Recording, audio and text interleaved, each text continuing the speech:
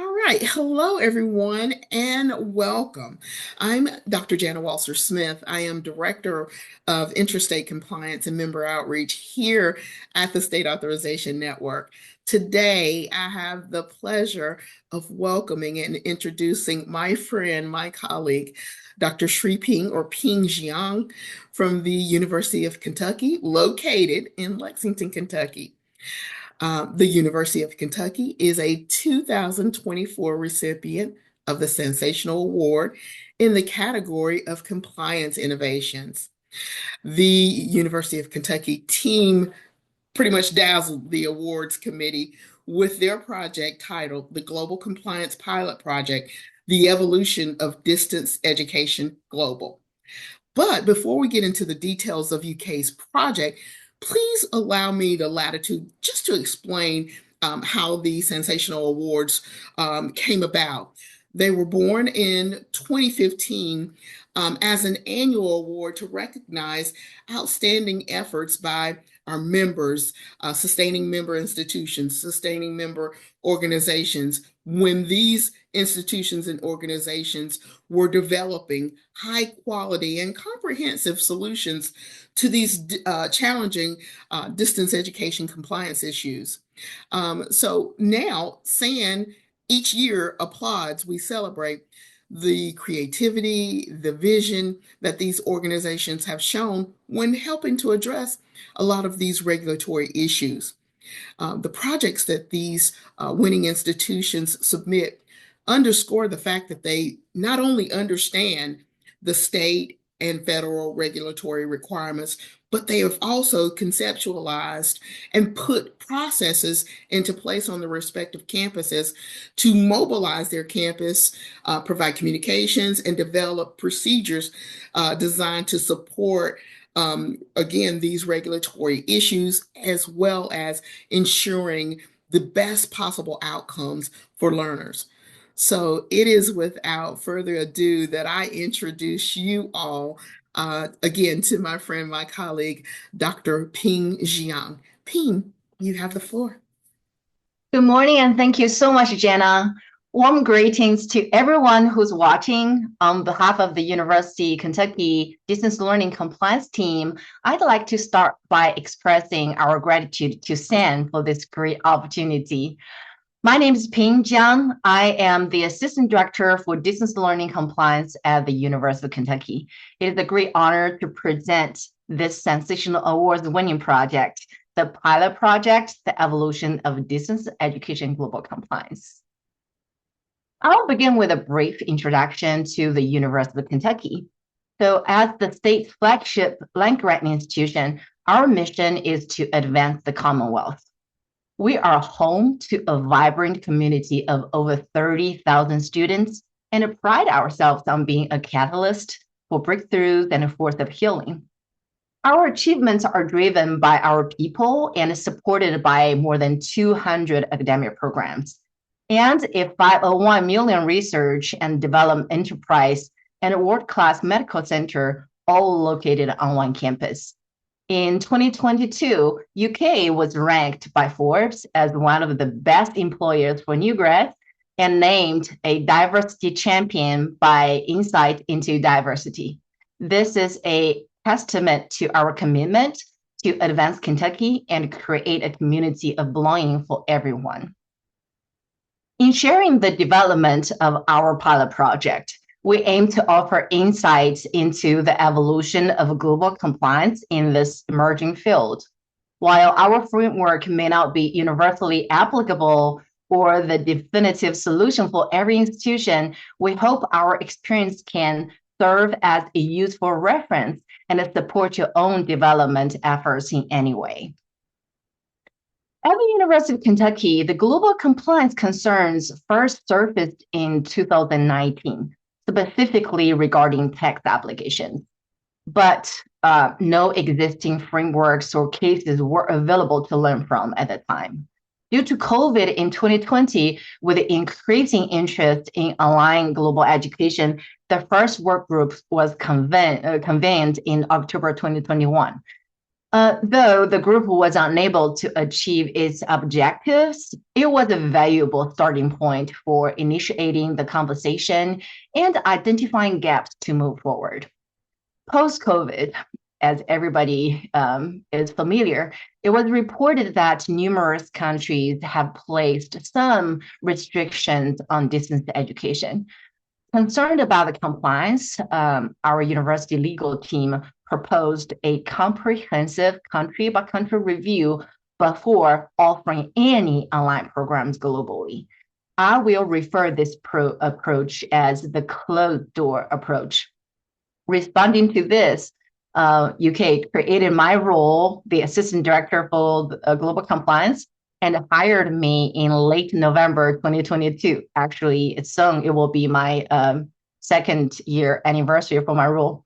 And so I was hired to develop multi-departmental workflows, initiate policies, and coordinate efforts within the global compliance work group, aiming to establish a strategy in response to increasing inquiries.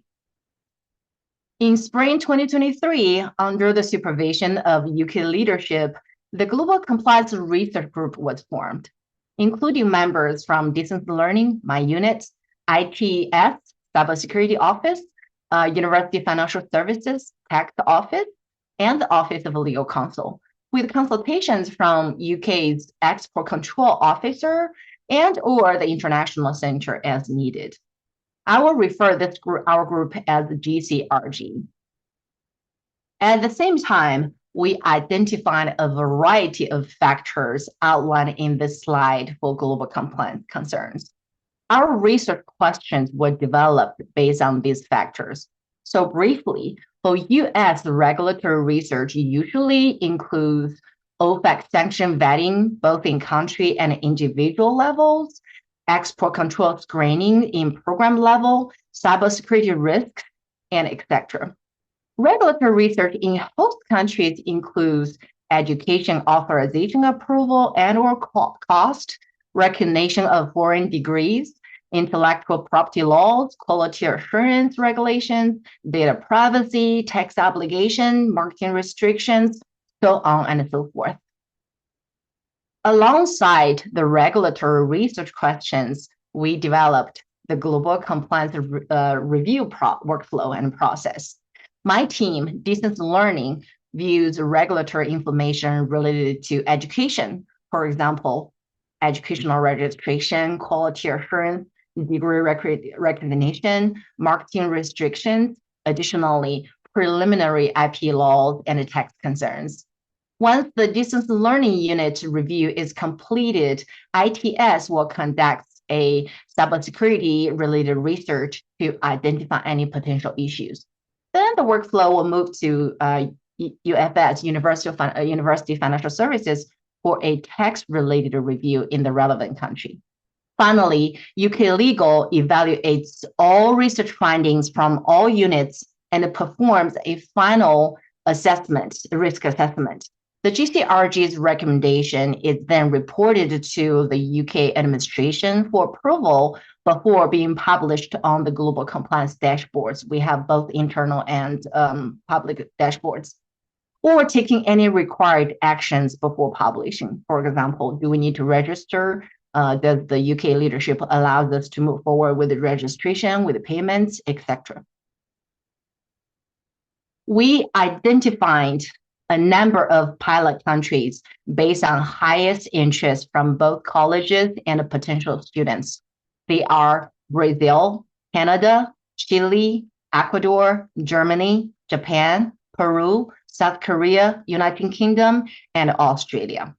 The GCRG started the comprehensive global compliance research since early summer 2023. To effectively document research across various units and publish outcomes, we implemented a CRM system using Salesforce. This system also supports our global compliance data management and facilitates the data integration across various systems within the University of Kentucky. In summer 2023, I worked with the Institutional Research and the Data Analytics Department and created the public global compliance map to display our pilot country research findings. This is a snapshot of the public map under the closed door approach. We could only offer online programs in countries which have undergone comprehensive global compliance review with a positive result. Under the closed door approach, we could only offer online programs in 9 countries marked in green colors here. After a year of pilot project implementation, the GCRG reassessed our overall strategy and proposed to the university leadership that we adopt an open door global compliance approach with the necessary legal caveats. This approach allows UK to offer online programs that do not have export control risks to students residing in countries that are not subject to US sanctions or without any other global compliance concerns identified by the GCRG. As a result, we can now extend our eligible online programs from 9 countries to nearly 170 countries. This is how the public global compliance map looks now with more pleasant green colors, one of my favorite colors. We're currently conducting campus-wide global compliance workshops to help campus stakeholders understand potential risks and necessary actions when offering online programs overseas. Here are the key impacts and benefits for the university and or the broader community. With no existing reference, UK created an innovative framework that shapes the industry standard. Our university established a clear strategic direction for managing complex regulatory environments across multiple international markets. This proactive approach helped us gain in-depth insights in multiple regulatory areas. We've learned a lot from our research and from this pilot project. The formation of the Global Compliance Research Group and the multi-departmental review process have enhanced UK's expertise and collaboration in global compliance, reducing risks and ensuring thorough research and documentation of the international regulations. This pilot project has inspired new insights and proposals, leading UK to adopt a forward-thinking approach in global compliance. By evolving our policies and embracing continuous improvement, our university strengthens our ability to navigate global compliance while delivering our best efforts to support our students. We're truly honored to receive sensational awards. If you have any questions about our global compliance journey, please don't hesitate to reach out. Here is my contact information. Thank you so much, Jenna. Wow, Ping, this was a phenomenal project. And, everyone on the selection committee just fell in love with the idea and the concepts for which you guys have achieved there at the University of Kentucky. I want to ask you, Thank you. really quickly, you're welcome. I want to ask you just really quickly, talk to us about your team. I know your team is the distance education team. Talk to us about the size of your team, and then also talk to us about the dynamics, how you've divided and conquered this work. Can you shed some light on that? Sure. Thank you so much for the question, Jana. At the University of Kentucky, our distance learning compliance team has 3 members. So my role, I oversee the daily operation of the compliance team and oversees domestic compliance as well as global compliance. But I am the primary global compliance researcher and coordinator. So we also have Cardi Divenberg and Blažen Mijatović. They two are focusing on the US, like state authorization and the licensure. So this is, and Cardi is the manager for domestic compliance research. This is basically our assignments or our work allocation.